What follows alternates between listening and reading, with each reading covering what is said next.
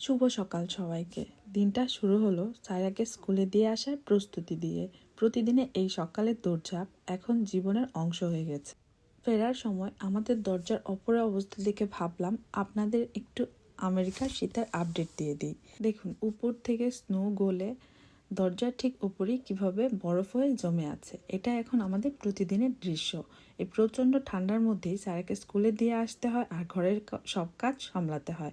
School থেকে ফিরেই কিন্তু আমার আসল ডিউটি শুরু। প্রথমেই ধরলাম বিছানাটা, প্রতিটা কোণা টেনে টেনে চাদরটা ঠিক করলাম, বালিশগুলো সাজালাম। অথচ আমি জানি 5 মিনিট পরেই সব আগের মতো এলোমেলো হয়ে যাবে। মাঝে মাঝে মনে হয় চাদরটা যদি আটা দিয়ে তুষকের সাথে লাগিয়ে রাখা যেত তাহলে অনেক বেশি ভালো হতো।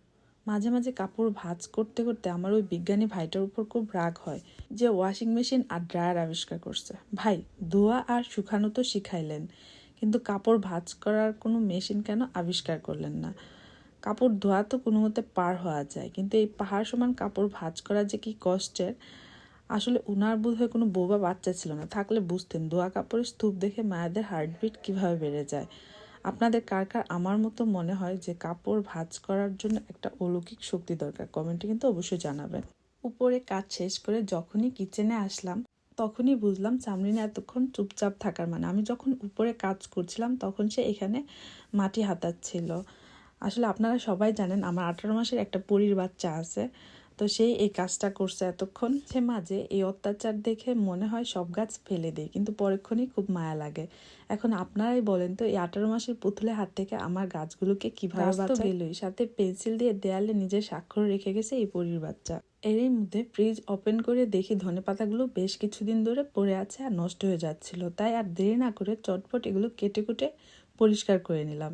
এখন একটা জিপলক ব্যাগে ডিপ ফ্রিজে ফ্রোজেন করে রেখে দিব। এতে অনেক দিন ভালো থাকবে আর রান্নার সময় কষ্টও কম হবে। এটা শেষ করে আমি চলে গেলাম সায়রাকে স্কুল থেকে আনতে।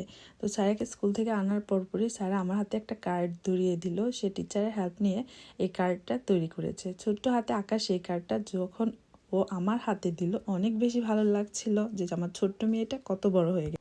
সব রাগ আর ক্লান্তি পানি হয়ে যায় যখন এই দুই বোনের ভালোবাসা দেখি। সায়রা যখন স্কুলে থাকে তখন সে সামরিনকে ভীষণ মিস করে।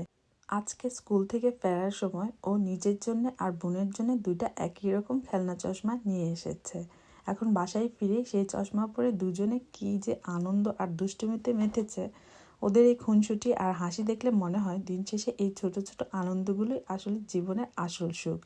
নিজেদের মধ্যে শেয়ারিং আর ভালোবাসা, এই গুণগুলো যখন ওদের মধ্যে দেখি তখন মা হিসেবে বুকটা গর্বে ভরে যায়।